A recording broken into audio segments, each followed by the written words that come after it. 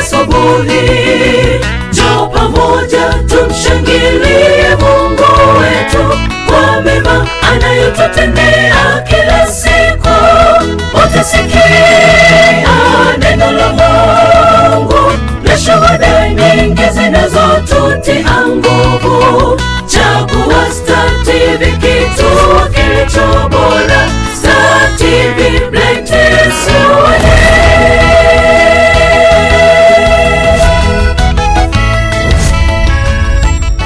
Shalom shalom mtazamaji wa Star TV popote pale unapotufuatilia, karibu sana kwenye kipindi chetu kizuri cha Amka na Tumsifu Mungu. Kama ndio mara ya kwanza kutuona, hii ni Amka na Tumsifu Mungu ambayo inapatikana hapa Star TV. Huwezi kuipata mahali popote, kila siku ya Jumapili kuanzia saa 1 kamili mpaka saa 1:30, ndipo vipindi vingine pia vinaendelea. Karibu sana. Leo tumepata neema ya kuwa na mtumishi wa Mungu. Tutazungumzia mada inayohusu imani. Kwa nini imani? Kwa nini kuna imani potofu na kuna imani nzuri? Haya yote yanatokana na nini? Tuko na mtumishi wa Mungu, tutaenda kujifunza vitu vingi. Karibu, endelee kutufuatilia. Mwite na mwenzako. Uko na mimi Stella Shao.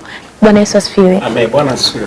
Amina. Karibu sana. Nashukuru sana. Nafurahi tena kukuona kwa mara nyingine tena. Wow, nashukuru mimi pia kwa ajili ya siku nyingine tena, siku ya pili. Tulikuwa na ibada nzuri ile ya wiki ya Pasaka. Okay. Na tumesikia simu kutoka sehemu mbalimbali kwa ajili ya watazamaji wanaofuatilia. Mungu abariki sana. Amina. Yote ni tukufu kwa Mungu. Lakini leo natamani, tumeshapita kwenye Pasaka, tumefikia vitu vingi, lakini leo natamani tujifunze kitu kwako mtumishi wa Mungu. Kuna mara nyingi watu wanasema kuna imani potofu, kuna imani nzuri. Yaani maneno yamekuwa mengi ya imani potofu.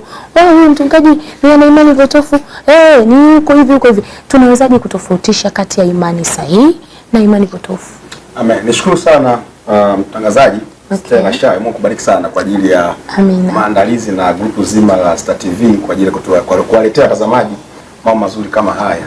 Tunapozungumzia swala la imani, naomba tuchimbe kidogo ili watazamaji wapate kitu. Okay.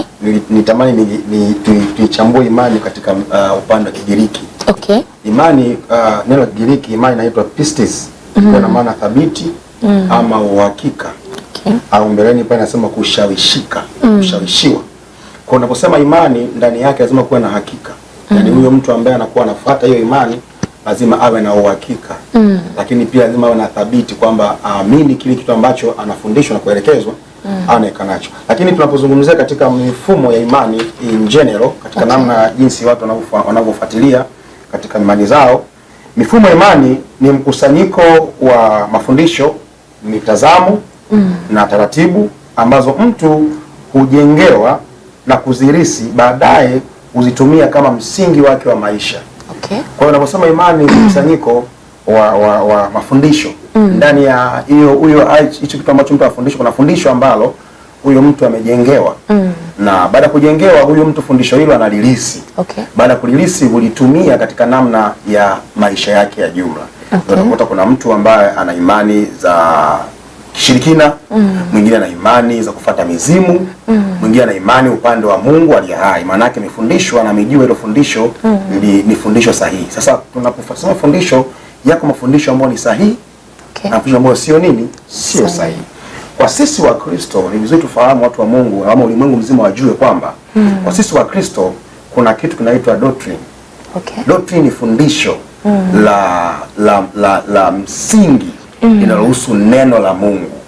Okay. Yaani ni fundisho la msingi linalohusu neno la Mungu, na fundisho hili limebase katika namna ya Ukristo, kumfahamu Yesu zaidi.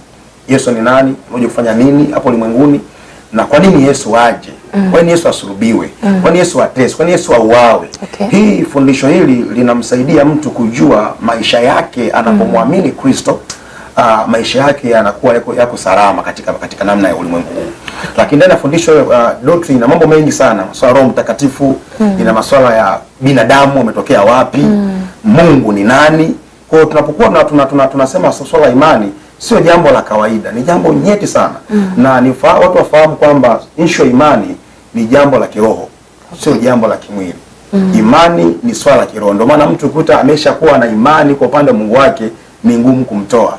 Yes. Watu wanaweza wakahama, wana imani masuala ya katika ulimwengu, mtu ana masuala ya mpira, anaweza akashabikia Manchester, akashabikia Chelsea na kesho kutwa akahama, alikuwa Chelsea akaja Manchester. Akatoka Manchester kana Chelsea, lakini ni ngumu mtu kuhama swala imani.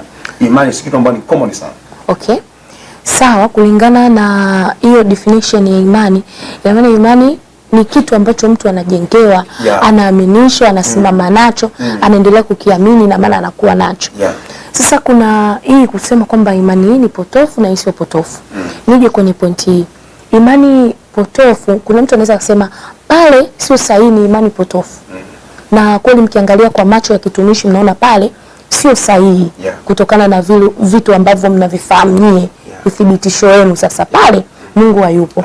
Lakini pale kuna watu wanamuona Mungu. Mfano kuna mtu anaweza akaenda akapona. Kuna mtu anaweza akaenda hana kazi akapata kazi, akatoa ushuhuda, nimepata kazi, hii inakuaje kwamba tunasema sio sahihi, lakini bado kuna watu tunaona wanaendelea kuhudumiwa na tunaona wanafika mahali. Mwingine anasema nimepata kazi, mwingine anasema nimetoka hivi, nimepona na vitu kama hivi. Mimi niweke wazi kwamba kupata miujiza ama kupona haimaanishi Mungu wako yupo. Okay. Ndio maana ukisoma kitabu kile cha Mathayo sura ya 4 kuanzia mstari wa kwanza, maandiko yanasema Yesu akiwa katika mfungo wa siku 40 alichukua Roho Mtakatifu akampandisha mpaka juu ya mlima. Na kwa mlimani maajabu, na nilikuwa nasoma nikashangaa, shetani akamtokea Yesu. Okay. Roho Mtakatifu alikuwepo, Yesu alikuwepo, shetani akamtokea akamwambia kama mwana Mungu, amuli jiwe liwe mkate. Okay. Yesu akampinga pale, maana apile sema kama mwana Mungu, ukinisujudia nitakupa miliki yote, fahari yote. Kumbe unaona shetani anaweza kuonesha mtu fahari. Okay. Shetani anaweza kuonesha mtu miliki. Vitu hivyo anavyo, vipo katika namna anaweza kumuonesha vitu kama hivyo. Lakini sasa ni vizuri watu wakafahamu kwamba Mungu ni halisi. Okay. Mungu ni halisi. Ni halisi. Kwanza Mungu hachanganywi. Ni vizuri watazamaji wafahamu kwamba katika maisha tunayoishi hapa duniani unapowekeza imani kwa Mungu wako. Okay. Namba moja, uwe na usalama kwamba maisha yako yako salama kwa Mungu ali hai. Miujiza ipo, hata sisi paka tunaombea watu na wanafanikiwa, wanabarikiwa, naombea watu wanafanikiwa, Mungu anafungua kazi, anapatia vibali kwenye kazi maisha yao. Lakini tumejikita sana katika namna ya kufundisha kweli ya Mungu. Kweli? Na kila leo anamwomba Mungu nisaidie ili nisipotoke nikiwa kama hao ambao wengine wanafanyaje wanazungumzwa, kwa sababu nimefuatilia kwa sehemu ndogo hata ambao wamepotoka wamekuwa katika imani potofu, leo wanazo imani potofu, ukifuatilia nyuma hawakuwa katika imani potofu.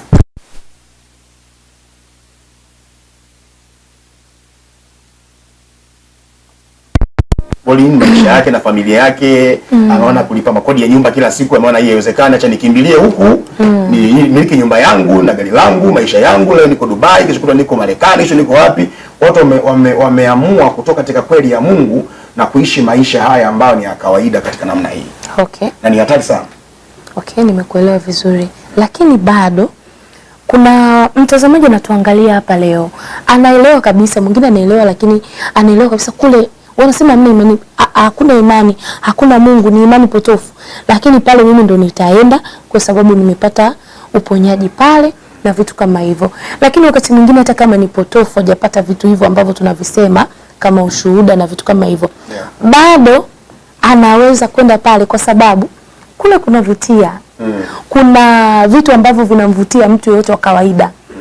Kuna kwaya nzuri, sehemu ya kuabudia ni nzuri. Kwa hiyo wakati mwingine hata kama sio shuhuda, kuna mtu anatamani amwabudu Mungu sehemu nzuri. Lakini huku sasa tukirudi upande wa pili ambapo mnasema kuna Mungu wa kweli. Mara nyingi watumishi ambao wana Mungu wa kweli, sijajua shida inakuwa wapi, lakini makanisa yao mengi ndio yanakuwa ni yale madogo ambayo hayajulikani, ni wachache ambao wanajulikana. Huwa iko hivyo. Sasa nyinyi ambao mnasema sasa mna Mungu wenu wa kweli, mna imani yenu sahihi, ni kitu gani ambacho mnaweza mkatuvutia tuweze kuja hata kama hakuna muonekano ule ambao tunauhitaji au tunaupata huko pengine? Kwa kuwa nazungumza kuwasaidia watu wengi. Okay.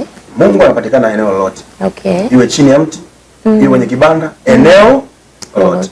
Lakini na kwa watumishi ambao ni watumishi wa Mungu wameitwa, hawa wanafahamu haya mambo kama haya. Eneo ambalo Mungu anaabudiwa pia eneo yatakiwa liwe bora. Amen. Ili kuwavutia watu na kuwafanya watu, sababu Mungu ana kama ile patakatifu. Maandiko yanasema Roho Mtakatifu. Yeye nini? Ni mtakatifu. Na mazingira hayo ambayo Mungu anapatikana yupo ni vizuri pia yatengenezwe katika mazingira mazuri. Lakini mimi napenda sana mazingira yatengenezwe katika namna ya rohoni kwanza. Tukijenga jengo mtumishi Stella lina IC, jengo liko vizuri la mabilioni 60 bilioni 80, lakini humo ndani watu wanafanya uovu. Humo ndani wanapreza wanafanya uovu. Humo ndani kiongozi, mchungaji, profeti, nabii huyo mtume anafanya uovu. Haimaanishi katika huo uzuri wa hilo kanisa, huo kubwa hilo kanisa na wingi wa kanisa ndio Mungu yupo. Anazungumza maandalizi yote yafanywe, lakini rohoni kwanza Mungu ndio atakiwa atawale kwanza. Kwa maana hiyo ni nakubali kwamba watu wanasema makanisa madogo wajua tukienda mavumbi na vitu kama hivyo, batibati viko pale. Of course naelewa, lakini Mungu pia huwa anaanza na mtu ambaye yuko tayari. Amen. Mungu anaanza tu, lakini pia naamini kwa mtu ambaye ameitwa Mungu huwa anamuongeza kiwango mpaka kwa wasife moyo ambao wananitazama. Eneo lote ulipo unaabudu, iwe kwenye nyasi, kwenye nini, ili mradi kuna Mungu, kaa hapo kwa Mungu. Unaabudu mahali ambao kanisa ni dogo na watu 40, watu 60, watu 15, imani kuna Mungu, kaa hapo kwenye Mungu. Dunia leo Madam Stella, watu wanakimbilia makanisa, watu wengi, ni vizuri watu wakimbilie waje, lakini kabla ya kuja kwanza hakikisha umekaa na Mungu, muuliza Mungu, je, nikienda kwa mtumishi Innocent pale Mohamed Saleh, Mungu pale yupo? Usikimbilie wengi tu wa watu, usikimbilie wengi wa makamera, usikimbilie praise iko vizuri namba vizuri tu. Biblia inasema Yesu akachukua Roho Mtakatifu, Shetani akamwonyesha miliki yote, fahari yote. Haya tunaona katika dunia sasa, makanisa vitu vidogo sana, lakini kubwa cha msingi zaidi, Yesu lazima aweko ndani ya hiyo kusanyiko. Amen. Kwa sababu sisi tunamfuata Kristo. Nikizungumzia habari ya imani, imani kwa upande wa Kristo ni watu ambao tumeamini katika Kristo. Waebrania sura ile ya 11 mstari wa kwanza. Asa basi imani ilikuwa na hakika na bayana mambo yatarajiwayo. Maana yake imani kuna kitu unakiona katika ulimwengu wa roho kwa sasa akionekana.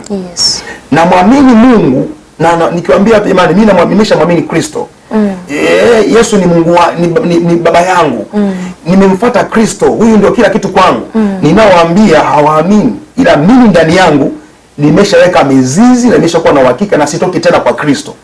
Na kuna mtu mwingine anasema mimi nimemwamini mizimu. Mimi nimeamini mganga wangu, huyu ndio kila kitu. Huyu ameamini live, lakini swali ni je, ulichoamini ni kitu sahihi?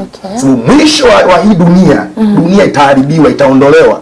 Ulichokiamini kitakusaidia siku ya mwisho. Kwa tunamwamini Kristo ambaye ukisoma katika msalaba, mimi nimetoka katika dini ya Kiislamu, soma katika msalaba asema huyo Isa bin Maryam ndio ishara ya kiyama. Ukija kwa Biblia maandiko yasema atakuja mara ya pili tena Yesu Kristo. So nasema kumbe nilichoamini ni sahihi. Muamini Kristo ambaye siku ya mwisho atakuja tena kulichukua kanisa lake duniani. Kwa nilichoamini ni sahihi na nimeweka imani kwake. So najitahidi sasa kuishi maisha matakatifu ya kumpendeza Mungu na niwasaidie na wengine waishi maisha matakatifu mbele za Mungu. So ulimwengu mzima tu na mfumo kama huo, mtazamo kama huo, ulimwengu utapona. Kwa sababu ni vizuri Madam Stella watu wafahamu imani ambayo inaleta taharuki kwenye jamii, hiyo sio imani sahihi. Imani ambayo inavuruga taifa, hiyo sio imani sahihi. Imani ambayo inavuruga jamii na watu wanafika mahali hawaelewi. Mtu anaambiwa leteni kitu fulani kwenye maisha yenu, unaona bisa hii mbona kama inaleta shida kwenye jamii. Kwa ni vizuri watumishi wa Mungu tufate imani iliyo ya kweli, na imani ya kweli ni Kristo peke yake. Ndani ya Kristo kuna fundisho. So kuna vitu viwili tunataka tufahamu. Kuna kitu kinaitwa doctrine na dogma. Watu wanachanganya hapa. Doctrine na dogma. Doctrine ni fundisho la msingi iliyo ndani ya neno la Mungu. Neno la Mungu ambao kiini chake ni Kristo Yesu. Lakini dogma ni ufunuo ambao mtu anapata kutoka kwa Mungu. Sasa iko hivi, unaweza kupata ufunuo kwa Mungu, lakini Mungu huyo sio Mungu aliyeumba mbingu msingi ya dunia. Kuna miungu mingi midogo hapa duniani. Kwa watazamaji watakuwa fahamu. Kuna miungu mingi midogo duniani, na miungu hiyo ina uwezo kutoa vitu katika maisha ya watu. Kwa sababu Mungu amenifunulia, unaona hii fimbo, ukishika hii fimbo utabarikiwa. Na akishika mtu mmoja, nenda Dubai, nenda Marekani. Walio wengi wanamfuata huyo mtu. Haimaanishi ukija na hiyo fimbo ukisema kwamba ukishika hii fimbo utabarikiwa, utapata kazi, ndio sisi tukufuate. Sisi watumishi tunaangalia fundisho lako ni lipi. Lazima utakuwa unafundisha vitu. Kwa unapofundisha ile fundisho, waliokwenda chuo cha Biblia wanafahamu kwamba akifundisha kwa habari ya malaika Sawa, malaika ni viumbe wameumbwa na Mungu ili kuwatumikia watumishi wa Mungu. Okay. Je, fundisho la malaika linaenda katika mfumo gani? Tunafundisha katika namna fulani, naona sio fundisho hilo. Ukifundisha kwa baba Roho Mtakatifu, Roho Mtakatifu ukifundisha tu unafundisha unajua kabisa fundisho lako umelichepusha kwa maslahi yako binafsi, sio maslahi ya kimungu katika maisha ya watu. Kwa sababu kawaida, Madam Stella, mimi nifundishe fundisho lolote, namba moja, lazima limpe Mungu utukufu kwanza. Okay. Namba mbili, lazima liwajenge watu katika msingi wa kumjua Mungu na maisha yao binafsi hapa duniani wakiwa naishi na serikali zao na jamii zao na maisha yao, hata jamii ione kabisa hawa watu wanaamini Mungu ni watu wanaostarabika. Okay. Hawa watu wanafuata Mungu ni watu ambao hakika ni watu ambao mtu mwenye Mungu anajulikana, ni mtu ambaye ana hekima kwa watu, ana hekima kwa jamii, anaenenda vizuri. Tukiona wewe ni mtumishi wa Mungu, unahubiri kweli ya Mungu, lakini kama kila kitu kinakuwa complicated, tunakuwa na mashaka na wewe. Okay. Sababu Roho Mtakatifu sio machafuko. Roho Mtakatifu roho amani. Mungu sio machafuko. Mungu wajenga watu katika nini? Katika umoja, mshikamano. Mnapoweka imani kwa Mungu, ni vizuri zaidi ulisome neno. Na Kristo wengi hatari zaidi wasome neno, madam. Okay. Wameshahubiriwa kanisani, imetoka Jumapili mpaka Jumapili. Huyo kanisani imetoka. Sasa hii ni shida sana. Watu leo wamekuwa kama mateka. Okay. Mimi naweza nikatengeneza mateka kwangu mimi. Yaani nikatengeneza washirika wangu wakawa mateka, chochote ninaongea hawezi kupinga. Sasa hii ni mbaya. Ni vizuri pia tunapokuwa tunafundisha neno la Mungu tuwape watu uhuru wa kusoma neno la Mungu. Na neno la Mungu mwaka nisema kuna wakati pia tuna mafundisho. Kuna mtu anauliza maswali. Okay. Jumatano, Jumamosi, kuna muda maswali na majibu. Kipi ukielewi? Kipi kinaukanganya katika namna ya Ukristo? Jambo gani unaona kwako kama haliko sawa? Kuna muda darasa maalum na tunakaribisha wale ambao waongofu wapya. Tunawafundisha, tunaweka chini wafundisha ili kiwe kizazi ambacho kitaweza kubeba Ukristo ulio halisi. Amen. Yeah. Okay. Nimekuelewa vizuri hapo, umedadavua vizuri. Yani kama uko madhabahuni hiyo inakuwa safi sana, kwa sababu najua kuna watu wanatufuatilia na wanapata kitu, na wengine kipindi hiki ni ibada yao, yani wanapata mafundisho, wanaendelea na majukumu mengine. Sasa mtumishi wa Mungu, hapo tumezungumza masuala ya imani, masuala ambayo ni muhimu sana, ambayo mtumishi wa Mungu au muongofu yoyote anatakiwa ayapate. Sasa kuna kitu kingine ambacho ni cha muhimu sana. Watumishi wengi tunafika kanisani, wengine wanasikiliza kipindi kama hivi, wanabarikiwa, wanapata nguvu ya kusonga mbele. Kuna mtu anapokusikiliza hapa anainuka, imani yake inakuwa, anapata nguvu, anaona okay, nahitaji kumtegemea Mungu zaidi, imani inakuwa kabisa. Na wakati mwingine unapokuwa kanisani, tunapokuwa makanisani, imani zinakuwa kubwa pale ambapo tunaona watumishi wa Mungu mmesimama, mnatufundisha mafundisho kwa ushuhuda, kwa vitu kama hivyo ambavyo vinatoka katika msingi wa neno.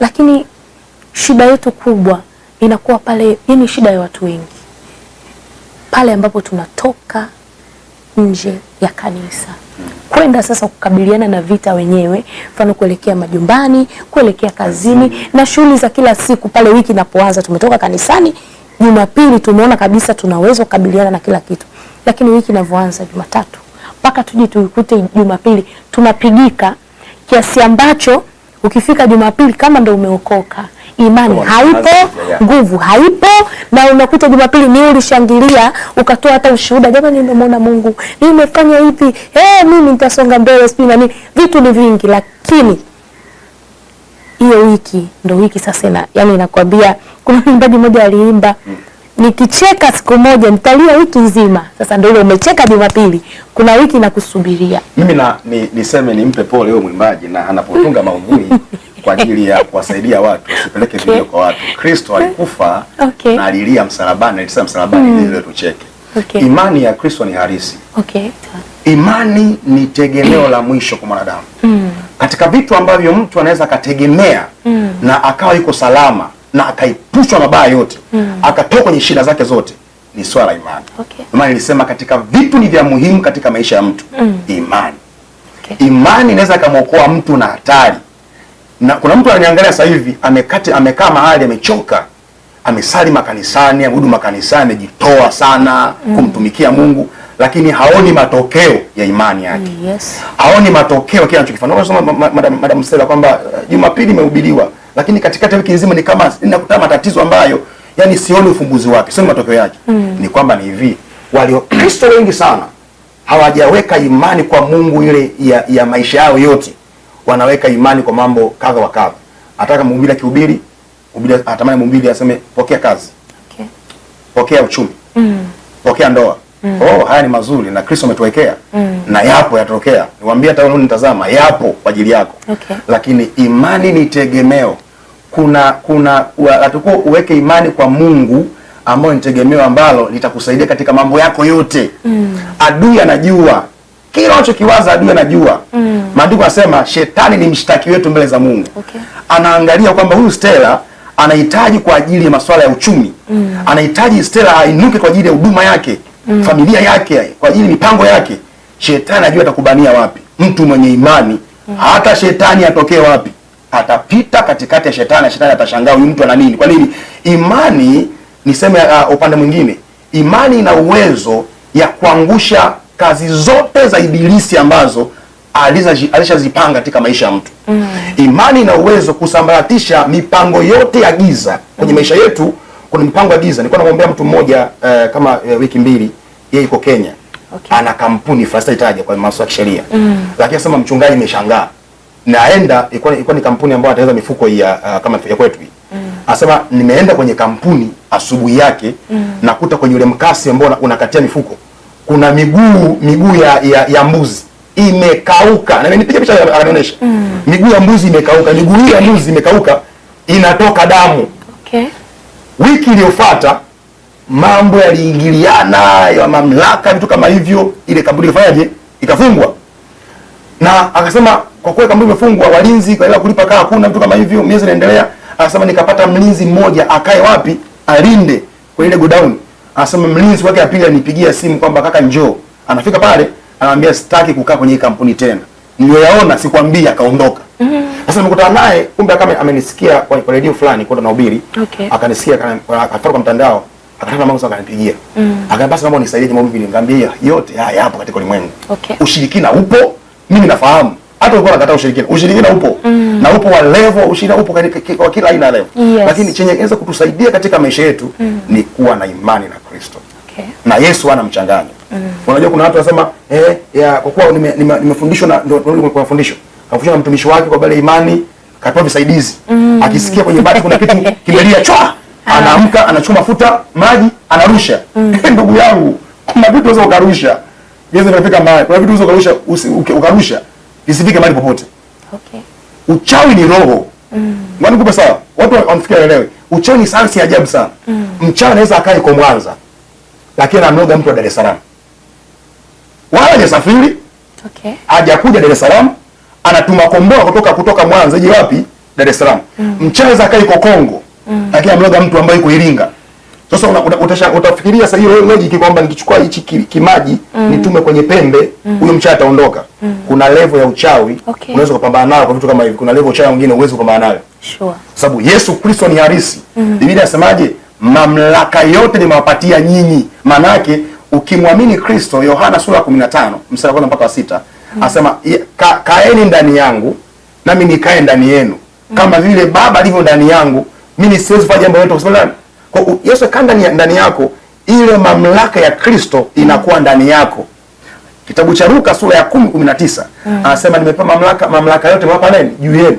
Ukaega nyoka na nge. Ninapozungumzia nge nazungumzia ushirikina. Nyoka ni ibilisi mwenyewe. Kwa kwenye maisha ya watu kuna watu wapambana sana maisha yao. Lakini wanashangaa biashara ziendi, kazi haziendi, uchumi wewe. Mtu anataka sasa hivi kwenye biashara yake mambo yana drop.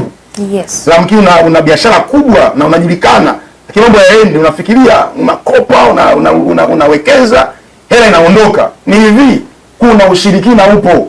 Usipompata mtu akusaidia, utaendelea kuteseka. Na Mungu ameinua watu. Okay. Na watu wengi wakina Nose ndio kwa hapa leo. Okay. Wakitamka neno kwako, uweze kubarikiwa, uweze kufunguliwa na maisha yako yatakuwa salama. Okay. Kwa kwenye swala imani, Madam Stella, ni swala ambalo ni la kiroho sana, sio jambo la juu. Sasa leo kuna mafundisho ya kibinadamu. Nilizungumza wiki iliyopita ya Pasaka nikasema kuna mafundisho leo ni vibonzo. Mimi naangalia mtandaoni, watu wanacheka. Baada ya kucheka utanichekesha sasa hivi, tuko kanisani, tutafurahi sawa, lakini kirudi nyumbani mimi kodi sina. Nitacheka sasa hivi, niko kanisani, kirudi nyumbani kuna uvamizi kwenye ndoa yangu, hatuelewani, mke wangu analala juu, kitani analala chini. Utanichekesha sasa hivi nikirudi kwenye kampuni yangu mambo yaendi, natakiwa nipate solution. Yes. Namba 3, imani ni nguvu ya kuleta majibu kwenye maisha ya mtu. Kama imani uliyokuwa nayo haileti majibu, hiyo sio imani. Fuata hapo kuelekeza kwamba imani ni nguvu ya Mungu ambayo inaleta majibu kwenye maisha. Yaani hakuna kitu kitasalia katika maisha ya mtu. Ukimwamini Kristo, Kristo aliye hai, hakuna uchawi, hakuna giza, hakuna nguvu ya giza itasimama katika maisha yako. Nikishamwamini Kristo, hakuna uchawi katika maisha yangu. Biashara yangu itakuwa salama, itakuwa salama. Ni mambo ya watu wengi sana, Madam Sela. Watu wamebarikiwa sana, watu wamefunguliwa sana, wako Mbeya, wako Iringa, wako Mwanza, wako Kigoma. Nilipokuwa naomba nao na Mungu aliwasaidia.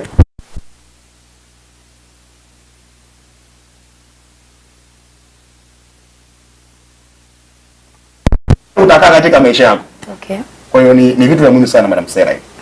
Nimekuelewa vizuri na umegusa pande zote, maana maisha yetu, yani huko tunapotoka huko sasa kwenye jamii, huko nje ya makanisa, nje ya maofisi, huko ndo kuna watu na huko ndo maisha yanaendelea. Umezungumzia swala moja vizuri zaidi kwamba uchawi una level tofauti. Kuna kingine unaweza ukakizuia hata kwa maombi ya kawaida, lakini mingine nafikiri labda uombe ukabiliane kabisa na jambo hilo. Level nyingine inamhitaji baba ya kiroho. Okay. Tamke neno. Okay. Naongea vitu vizito sana najua. Madam Sela, wewe ni unasali, unaabudu, unaelewa. Kuna singwane niongee kidogo. Kuna aina nyingi za uchawi. Okay. Za ushirikina. Nimejifunza miaka ya nyuma, miaka 22 nyuma. Kuna uchawi unaitwa uchawi wa maneno. Okay. Uchawi wa maneno. Yaani hutamwona mtu anairizi, hutamwona kibuyu, hutaona ana usinga, ila akikutamkia neno akasema Stella, hautaolewa.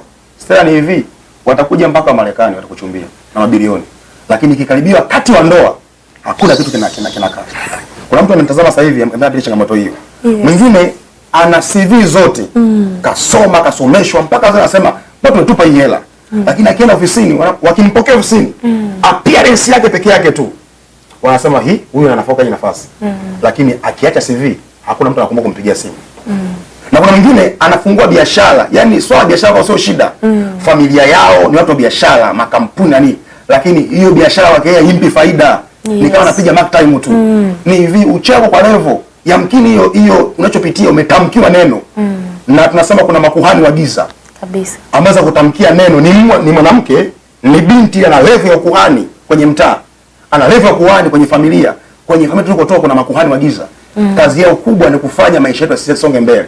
Na Mungu ameinua makuhani. Leo hii aliyoko mbele yako ni pastor na kuhani wako, akutamkie neno ili maisha yako yawe salama. Kuna level nyingine ni uchawi wa mafundo. Akiamka mtu asubuhi ama ni usiku, afunge mafundo 7.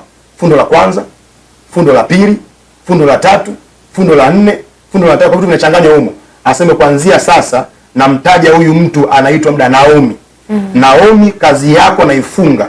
Naomi labda ameteuliwa na rais kwa mfano. Atakwenda kwenye zao fulani. Ghafla rais anatangua hiyo uteuzi. Sema nitakupangia kitu kingine, msubiri kwanza. Aishateuliwa. Sema ili kwa jamani. Sema tunasubiri hekima za rais. Sio ni hivi. Rais Mungu alifungua moyo wake amteue huyo mtu kwa muda huo, lakini Naomi kapigwa na Naomi hana imani kwa Mungu. Kwa ni hivi, watu ambao hao katika misingi ya kimungu wanateseka sana. Hata wengine ambao kwa makanisani wanateseka sana, lakini Mungu ameweka watu kuwasaidia. Na ameweka watu kuwasaidia ni mimi niko hapo kwa ajili yao. Ili Mungu asaidie watu. Kwa uchawi kwa refu. Kuna uchawi mwingine tu, uchawi wa hirizi. Mambo ya ajabu sana. Kuna uchawi wa mchawi majini, na kuna majini ya aina nyingi. Kuna majini ya kutengeneza. Siku natengeneza majini haya. Nikisema jini mwenyewe najua. Nikimuuliza ilikuwa kwaje? Nimeingia chooni, nikisema kizunguzungu najua okay, hii ni aina fulani. Lakini huyu mzee aliingia chooni. Anaingia washroom akazimia chooni. Mara ya kwanza. Na story inasema kwamba ndani ya miaka 20 alipata cheo. Sasa akatamani mpaka andike barua, aache nini? Aache kazi kwa sababu umri unakwenda. Sasa akaanza chooni. Mke wake ambaye alinoa kwenye mkutano, hubiri mkutano, akaambia twende kwa mtumishi fulani, nimemuona. Yuko wapi? Yuko Temboni kuingia Saranga. Kanisa la GSCC. So akaambia mimi nimeshachoka watumishi bwana. Tumeshatema watumishi wengi. Na ameenda amefanyiwa, hakuna kinachofanikiwa. Kama hivyo wanasema wanapewa vitu vya usaidizi, vitu kama hivyo. Ni hivi. au hata kuzungumza, ndio tunaongea katika masuala ya imani. Okay. Lakini issue ya muhimu ninafupisha. Niliomba naye yule baba. Mambo aliyoyakuta kwenye ofisi yake anafanyia kazi. Aliniambia, pastor, ni mchawi nini? Nimwambie kwenye ofisi yako kuna jambo moja, jambo mbili, jambo tatu. Nenda ofisini na kaangalie. Mimi sijafika ofisini kwao, sina interest nao. Kafika ofisini asubuhi, anafunua anavuta kiti na drawer ambayo iko pale mbele yake, nyuma yake anakuta kuna vitu viko pale. Okay. Nikamwambia njoo navyo. Na alikuja somaji kwani usiku tukavichoma, tukaviteketeza na sasa nafanya kazi vizuri. Okay. Lakini hai kuna uchawi kila aina. Kuna uchawi kila aina. Kwa watu watakuwa fahamu kwamba lazima umwamini Kristo kama Bwana Mwokozi katika maisha yako, unaweka tegemeo kwake, kwamba katika yeye sina tegemeo jingine. Kwa watu wanasali leo Stella kanisani na wanaelizwa wako nazo. Kabisa. Kuna watu wanasali kanisani na niseme mbaya zaidi, mpaka wachungaji wengine wapo. Mpaka manabii wapo. Wamefukia vichwa vya kondoo kwenye madhabahu. Wamefukia majoka madhabahuni. Okay. Hiyo miujiza inafanyika. Mimi nasema Mungu yupo. Kuna Mungu mdogo anafanya mambo. Na anatoa zaka kila aina mwaka. Sitaki kutaja vitu vingi. Kuna watu niseme ile appearance yao. Kuvuta watu kwao, watu kuwafuata. Ni hivi Stella, usoma watumishi wa Mungu wanakuwa na struggle. Sema kanisa, ulisema kanisa mtumishi hakui, watu wana makanisa ya chini. Ni hivi, kukua kanisa ni Mungu mwenyewe anaamua. Okay. Mimi hata nipambane Stella, kanisa hizi kukua kama Mungu hajaamua. Ndio maana nashangaa mimi leo niko Star TV. Mimi nashangaa imefika fikaje mimi sijui. Okay. Ninachojua Mungu afanyaje? Amenifikisha. Kwa mwingine anasema pastor nimekuja fika pale. Sina fedha mimi. Kristo namtegemea Kristo. Okay. Kwa hata kama hizo fedha zipo lakini si tegemeo langu. Okay. Kristo ndio kila kitu. Kwa ninapozungumza mambo haya, mambo mazito sana, watu wengi wanateseka kwa sababu kuna watu nyuma yao wana imani fulani ya kuwatesa watu. Ili uweze kuwa salama lazima aweko mtu mwenye imani. Kwa maisha haya tulionayo tunamhitaji Kristo. Tunamhitaji Mungu. Nitataja na Mungu asimu atasaidia, Mungu asaidie sana. Kwa nimeomba watu wengi na Mungu amewasaidia. Kile jambo la msingi, imani ni kila kitu kwenye maisha ya mtu. Na afuata watu ambao Mungu amewapa neema, amewainua ili kufundisha imani iliyo sahihi na maisha yako baki salama. Amina. Yeah. Amina. Asante sana kwa elimu hiyo umetupitisha, japo sio sana. Nafikiri tutapata neema tupite wakati mwingine, yes, tupite sehemu ambazo tumepita juu tuendelee kuchimbua, kwa sababu nafikiri umegusa vipengele ambavyo watu wengi wana struggle navyo kwenye maisha. Lakini tukiwa tunamalizia, sijui utalijibu kwa ufupi. Okay. Makanisa mengi unakuta, hata tukiacha tu imani hizo zingine potofu, unakuta mchungaji anamtumikia Mungu kwa roho na kweli, anaomba baba wa watu, anapambana, anamtegemea Mungu, lakini unakuta katikati ya kanisa, katikati ya waumini wake kunakuwa kama hakuna wachawi, basi kuna mchawi. Hii nguvu inayombakisha huyu mtu anaendelea kuwepo. Maombi, moto utawaka, labda atakuja, atafanya hivi, atafanya hivi. Na wakati mwingine wana macho, wanaona, watumishi wanaona, wajua sasa yule ni mshirikina. Ile nguvu ambayo inamfanya aendelee kuja, aendelee kuwepo, inatoka wapi? Na tunasali naye kabisa katikati. Niseme hivi. Kwanza mimi nishukuru watumishi wa Mungu ambao Mungu amewaita. Mungu azidi kuwainua sana. Na appreciate huduma zao wote Tanzania, nje ya Tanzania. Okay. Lakini sika kana kwamba mtumishi pale ambapo anapotumika shetani haizi kumtuma wakala wake. Okay. Kumbuka nilikwambia kitabu cha Luka sura ile ya 4 mstari wa kwanza. Roho Mtakatifu akambadilisha shetani, akamlisha Roho Mtakatifu Yesu wapi? Juu nyikani. Na ibilisi akamfuata huko. Roho Mtakatifu alikuwepo, Yesu alikuwepo, na shetani akaja. Okay. Sasa fikiria, Roho Mtakatifu alikuwepo, Yesu alikuwepo, shetani akaja. Kwa utagundua kwamba hawa wachawi na maagenti wa giza wako level nyingi. Kuna Black Papo, George Craft, level nyingi. Achana wachawi wa kawaida hao ambao wanaona nini. Kuna level ambao wakiingia kanisani wanaleta mauti. Aidha kwa mchungaji, ama kwa mama mchungaji, ama kwa wanakwaya. Utasikia amesafiri, piga chini utakufa. Utasikia mwinjilisi kwa nabii sehemu fulani, kaenda kusafiri ameanguka amekufa. Kuna hizo roho ziko hapo kujifanya kuleta mauti. Nisema jambo la msingi ni hivi. Kuna kitu nataka nizungumze, lakini nasema neema ya Kristo inatosha. Amen. Utakuta yule mchawi, si mchawi, yuko hapo, lakini kila anachokifanya hakijatimia. Kwa hawezi kuondoka mpaka atimize. Na kadiri Mungu kufanya havitimii kwa kuwa amepewa assignment, amepewa kazi na ufalme wake, amepewa kazi mtume na kidenge chake, yuko pale. Lakini niseme mwisho wa siku asilimia kubwa wachawi wengi wanaaibika sana.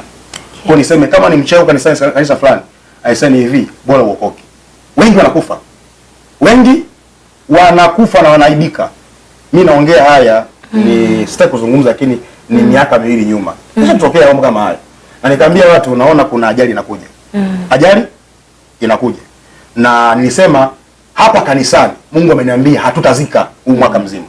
Lakini nikamwambia tu kuna mtu naona, nilikuita mara ya kwanza mara ya pili, tabia fulani uiache, utaki kuiacha. Unagombanisha watu na mama kwa anatenda akimfuata mwanamke huyu, anafuata wale wenye hela tu. Yaani ambao ana hela anaweka mbali. Anafuata ambao wenye fedha tu peke yake.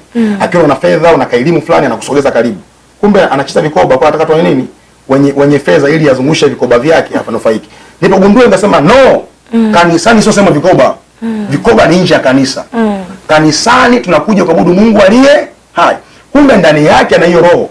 Nikamwambia sikiliza, ni hivi, hayo mambo yaache. Okay. Akakataa. Lakini ninapozungumza nahitimisha tu. Jambo lilotokea ni aibu. Okay. Tuliona mtoto wake mmoja Mungu na gari sehemu fulani pa Dar es Salaam. Alikatika kiuno. Wanasema anafahamu. Alikatika kiuno kuanzia hapa chini hivi tenganisha. Ilikuwa ni aibu sana. Sitaki kuzungumza mambo mengine sana, na niliumia sana, najisikia vibaya sana. Lakini walisema kwamba watumishi wa Mungu wamtumikia Mungu wa kweli.